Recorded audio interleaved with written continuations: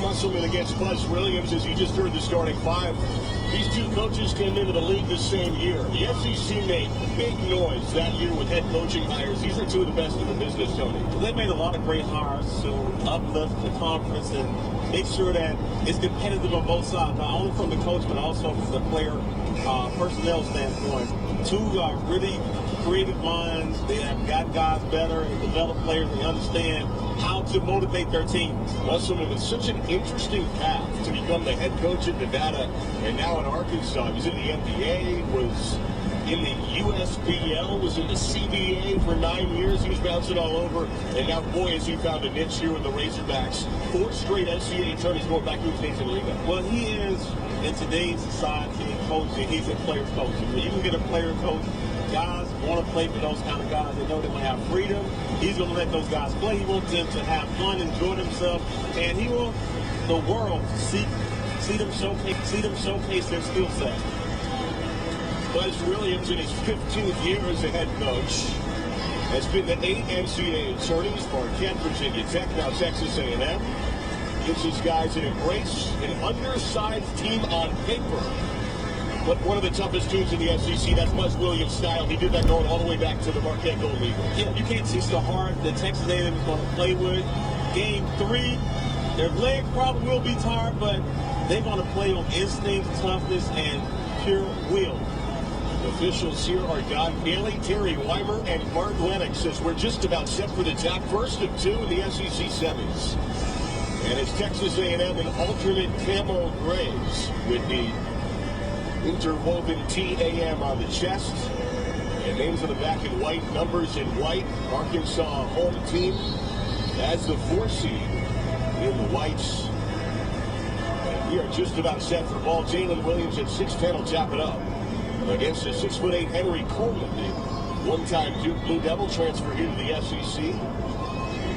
And the ball is up into the air, and Arkansas wins the tap, and we're underway. First of 2. Welcome to Tampa here at Amalie Arena. As Williams has it top of the arc. Back to the bucket. One dribble left hand. And now bounces down to the post and rolls it away. A miscommunication first possession there. And it's Texas A&M basketball right after the tap. That took 13 seconds for a turnover. You can see exactly what Eric Musselman is doing. He sees creating a mismatch, and he's going to go inside and try to attack this undersized Texas A&M team. That should be runs point here for Texas A&M. Crosses over right of the circle. Snaps it left now on a curless Jackson. Slithers his way to the left block. Off balance, flips it up top, back to Obaseki. Righty foul. Now the left speed, that's blocked. And Arkansas pulls the ball down. Got a hand on it, did 6'6" Trey Williams. J.D. Notte, one of the top players in America. Once it comes out to Williams. He's it off the left side of the floor now. In a double team is Tony. He finds Williams once again. High post left. Heel drop with the right hand. Too heavy. Rebound pulled down by Wade of Arkansas. At the right post. Gets the right side of Mute. Left wing down here. That's a high arcing air ball off the right hand of Notte and trickles out of bounds. So Arkansas has had 2 possessions, a turnover and an air ball, but it's Texas A&M ball. And they're going to be able to get the shot they want because they have size, and even when the shot goes up, Texas A&M has to put body on everyone. Wade Chandler now right point for Texas A&M. Over the SEC logo, locks it high post right for Coleman. Left foot's the pivot, and he spins it right wing for Jackson. Still scoreless here, minute 15 seconds in. And straight away, this is Jackson working the offense. 10 on the ticker, glides down the right lane line, pumps the brakes, tosses foul line high Obaseki, muscling his way in. Little fade away, 10-footer short, rebound cleared by the Hawks. Down to the half court to Notte. Top of the yard. Works to the foul line. Dumps it right for Wade. Takes it up top. Trailing Williams. Spins up a 3. That's too heavy. Loose ball down on the deck goes Taylor of Texas A&M. And he's wrapped up, and it's a jump ball called with Wade on top of it. Still scoreless here. It's already a minute 42 seconds in. Well, you know, both teams are driving, trying to draw, but these are really good half-court defensive teams. So when you drive, you're going to see bodies. There's not going to be many gaps. Those gaps are going to close. extremely fast. Really what Arkansas has done well, right, is defend. That's how they've gotten hot here with a 25-7 record. They started out slow in league play, 0-3, and then ripped off a bunch of wins. They're second in the league in points per game allowed. Driving down is Taylor, forced to the bucket, challenged as predicted by Williams, and pulled down the weak side miss by the Razorbacks. Still scoring a 7-6. Top of the arc, no 10. Passes it right side. This is Wade at the corner. Shows the ball at the right post. They kept turn, flick, little short rebound, tapped around out of bounds. And we'll go with the Aggies. So neither team has been able to put the ball in the hole here. 17:48 on the clock. First team to score is going to win. 2-0. That's right. It'll be A&M maybe on this possession with Jackson running point, talking things over with Radford in the backcourt, trying to figure out how to probe this Arkansas defense. And Radford shimmies up top, drops it off left wing, tosses back to Radford. They want to triple this time. It happens. Here it is, Tony. Ball game over, right? Texas A&M. That was a pass to a solid screen. So when you have two really good defensive teams, screen setting is going to be important. Radford, a 39% three-point shooter, showed a quality stroke there. Williams has it outside the left block. He kicks it right wing for Wade. Wade's got catch. Dumps it right corner. Tony beats it at the right block of Mude. Tosses up top, Note. He slithers into the teeth of the D and throws it off the Texas A&M ricochet out of bounds. Wade Taylor got his left fingertip on it. 7 seconds to shoot. Ball will be inbounded left in the bucket. Note who really makes Arkansas go, isn't it? Without him, running the pick and rolls, scoring on in the half-court transition, then being a point guard, initiating the offense. Very important to them. LSU's first teamer inbounds. It's stolen by Texas A&M. On the break now, top of the arc, it's Obashiki. Hands it off to Radford. So the Aggies have the ball up 3-0, grinding this game down 3 minutes in. Still catching a shutout. Left wing, it's Jackson, works to the block, and then tosses out to Ethan Henderson, who just stepped into the edge. Now left wing try, another three, same spot, same result. This time it's Obashiki, and it's 6-0 Texas A&M. On that drive, they don't say he helped out too much. Tony drives to the bucket, and he starts the scoring off for the Arkansas Razorbacks down the left side of the key. Jackson left a good answer from left of the circle. That was short. From just beyond the arc of the board, taken down by the Razorbacks. Note over the timeline. This is right side of Mude. Back up top to Note. Around the horn it comes. Left wing three is hoisted by Tony and hangs off too strong. It's 6-2 Aggies, 4 minutes in. Texas A&M is doing an excellent job of only giving them 1 attempt. Knowing that they're undersized, the Razorbacks have taller players, but you have to box them out and get some boards. Radford works the foul line, pops a 15-footer that glances right. Pulled down by the Razorbacks. Note pushes the base. Kettle down with a pass ahead to Tony. Hot step to the bucket, throws it off the bottom of the tin. And it's off the hand of Williams, trailing the play. Last touch by Arkansas, and it'll be Texas A&M ball. We are off to a grinder of a game. It's 6-2 Aggies. 15:49 first half as we step aside. Hey, basketball fans, everybody knows that the food is the best part of game day. Velveeta knows how to make your tailgate the most indulgent with extra melty, delicious queso and creamy Velveeta shells and cheese. These dishes are always a slam dunk, always come through in the clutch, and as for the competition, well, they're shooting air balls. So don't compromise. Serve your watch party the crowd-pleasing, extra creamy cheesiness they deserve. That's La Dolce Velveeta. We know that sport has the power to change lives on and off the field. But today, the majority of kids in the U.S. are no longer playing sports. As the leader in fueling athletes, Gatorade is committed to helping reverse this trend and creating positive change across our communities. That's why Gatorade has launched Fuel Tomorrow, a new multi-year initiative to help everyone have equal opportunity to play sports and realize their potential. Learn more about Gatorade's commitment to break down barriers and help millions of kids get into the game by visiting Gatorade.com/community. And if you want to grab a snack, grab a farm-raised snack. Something about that song just makes me hungry. Well, any requests? Oh, how about some mozzarella sticks instead? Folks, it's time for me to grab a snack. Feel free to do the same. You can find Farm Rich in the freezer aisle. This next one goes out to all the cheese lovers out there. 2022 SEC Basketball Tournament is brought to you in part by Gatorade. Greatness starts with G. By Mercedes-Benz, official vehicle of the SEC. And by Regions, official bank of the SEC. Back here courtside in Tampa, Florida, 15:49 first half. Great to be with you first of two games to decide who will play in the 2022 SEC Tournament Championship alongside 1996 national champion Tony Dell. Matt Chaz now with you in a 6-2 ball game. A&M up by 4 points here on Arkansas. Is this what you expected, Tony, a kind of grinded out game? I knew it was going to be a half-court battle. Both teams really defended the half-court. And when you get to the SEC tournament, you get the NCAA tournament, you have to get back in transition and not give up easy baskets. So both of these coaches are real seasoned when it comes to not giving up easy baskets. Also, when you're an undersized team, when the shot goes up, Arkansas is the bigger team. Expect Texas A&M to try to only give them one shot.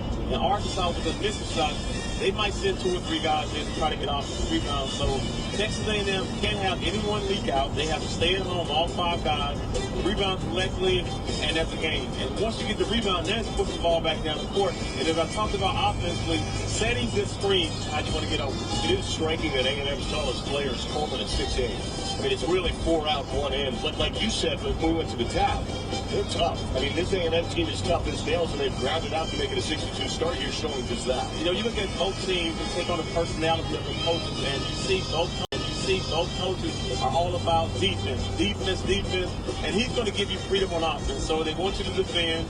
You make shots, get back, play defense. Split in the regular season.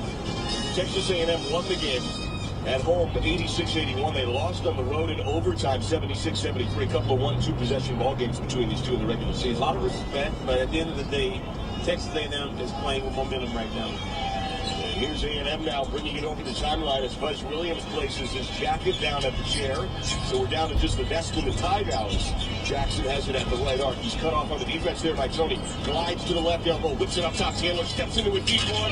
That one glances left, little short. Rebound down to the Arkansas Razorbacks. And here's Note, who's yet to get going in this game. Passes left to Williams, throws it up to the rim. Tony can't get there. And A&M again challenges and pulls the ball away.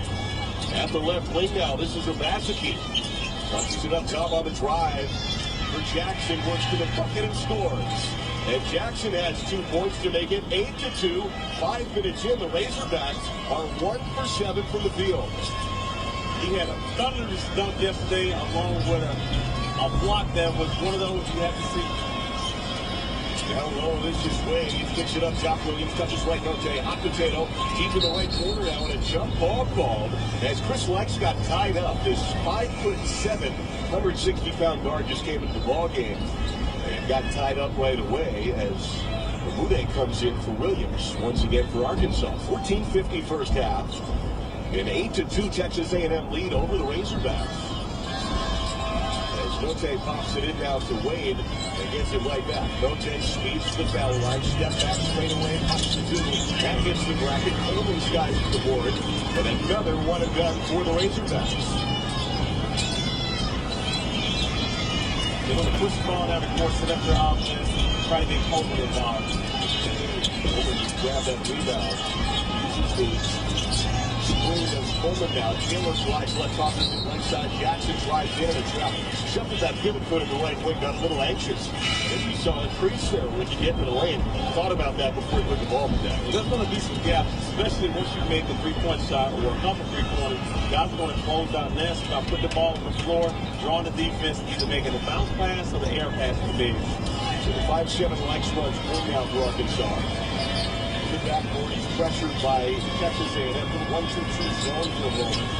The double and half court. Passes it out the right wing for Devontae Davis. Just tipped in 6-4. Offguard finds the pass to Note to the left. He throws it to the cup. And it's hammer time on an alley-oop to Amude. 8-4. Arkansas throws it over the top of the D. They've actually tried that a couple times, but finally it works to set the right screen. Jackson slices left side of the lane. Lefty pushes, touched away by Tony out of bounds. There's a block with the left paw. It's 8-4 Aggies, 13:51 to play first break. Jackson inbounded. Look at Chandler. The inbound, it left to the bucket for A&M. Throws it toward half court. And a nonchalant walk back by Jackson to track it down. Push it over the timeline. Inside out through the top of the arc. The first right of Ashby. Couple of dribbles between the wickets, to the left to the lane, and floats too strong, air ball to right. Rebound pulled down by Note. Head of steam left to right, cuts his left leg, pump fake. The left 10-footer, no. Rattler halfway down and spit out. Tough bounce. And a foul on the floor. Goes against Texas A&M. And that's where Arkansas can hurt you when they get out of transition, get the ball to a player like Lyson, knock the three out from outside, but also had the awareness to pump fake and get to that mid-range shot. And he was good. He was great yesterday for them. 18 points, 3 steals. But don't look at his size. He plays bigger than his size. Casey really listed 5'7". What do you think he is? He might be 5'. I like his game, though. Yeah, I thought he almost shot that jumper down there. Davis takes the inbound feed, bounces back to okay. Jazz one, slices it, 19 points a game on average. Guns the tap, gets in the pocket, released up from the left wing, too strong by Abude. And pulled down by Texas A&M. So about 7 minutes in, it's 8-4 A&M. Opacity slides in, kicks it right side, three-pointer from Diarra is up and home. And A&M's out to an 11-4 early lead. Exactly 7 minutes in. Put the ball on the floor, playing downhill, throwing and kicking out to the shooter. Lights up top. Bounces it quick by Abude, catches short corner right, and glides to the bucket for a jam. Right in that dunker spot, waiting for that pass, throwing the baseline. High post left now. This is Coleman. That puts it pivot, faces up, whips it through a triple threat. Note foul. 245 pounds. Note was guarding and giving up. Goes there. Well, I felt bad for Quentin Jackson. Took the brunt of that one. Yes, he did. So yesterday when Coleman caught the ball at the high post, he was able to drive right by Kelsey because he had a taller guy, so they're giving him more space and respecting his straight line drive. Big effort to check in for A&M. Coleman takes the seat. And the inbound left corner now dropped into Jackson. Drive baseline, kick out after looking for the three. That's his specialty. From the left wing, it's too strong. And a rebound foul against Texas A&M. And what makes Arkansas such a good half-court defensive team is their ability to switch a lot. They have like-sized guys. When you have 6'6" wings, you can switch a lot on the perimeter, and that's what you're seeing with them. And they can stay down and contain the smaller guards of Texas A&M. So Ethan Henderson was called for that foul. That's his first. He's actually from Little Rock, playing for Texas A&M. Well, it's Arkansas stole one of the recruits. Mote brings it over the timeline, far side of the floor. Tosses it up top to Tony. Squares to the bucket, 5-10 charge. No doubt about it, outside that circle, under the bucket was Henderson. It's a great job to set his feet, as Tony was the train down the tracks. That's where you got to drive and draw just like he did on the last alley-oop. Because anytime they catch the ball at the foul line, now it's about the dunker spot, the guy going in and putting that ball into the basket and let one of Arkansas athletic wings or low post players finish at the basket. We're 8 minutes in, and there are 2 All-SEC Razorbacks who have not scored yet. It's 11-6 A&M leads. 12-12 and ticking here. Quentin Jackson controls. Senior from L.A. Works left wing, now backs up beyond the arc. Picks up the pounds out the key, bounces left side. Just into the game is Andre Gordon. He penetrates his left corner. Diarra slices baseline high. Super off the top of the window and down. He closed his eyes on that drive, but give him 2 points. He just threw it to the sky and it hit the glass and dropped in a circus shot for Diarra, who has 5. Into the lane, Note, just inside of the foul line. Rattles one home on high arcing rainbow. Finds the pot of gold for Note as his first bucket. Jackson has it left wing, crosses over 11, top step to the bucket, throws it over his head, and gets bailed out with a call. Eric Musselman is not happy either with his defender or the call. As he takes a timeout, 11:31 to play in the first. Texas A&M 13, Arkansas 8. The new Simple 7-Up is unlike other sodas. It's made with only 6 real ingredients for a real 7-Up taste. It's like the original 7-Up, but simple. Basically, we went back to the soda basics. Just a lemon lime soda flavored with